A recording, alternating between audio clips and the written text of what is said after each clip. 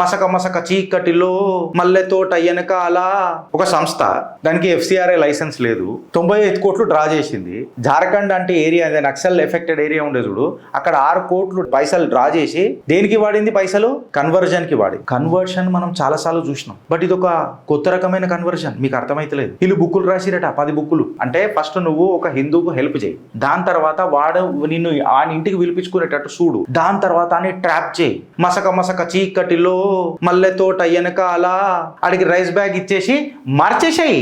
అదే రాసిరా బుక్లా. స్మాష్ బాల్స్ అంట. కరెక్ట్ రాసుకున్నావు. We will smash your ball. Can't believe this has to be said but this is clearly a demon. మా కాళీమాతని డెమన్ అంటాడు. మీ అమ్మరా డెమన్? మీ అమ్మ శూర్పణక కాదు, పిశాచి, రక్త పిశాచి. నీ అమ్మ, నీ అక్క, నీ చెల్లె, నీ అత్త, అందరూ, నీ ఇంట్లో ఉన్న ఆడవాళ్ళందరూ.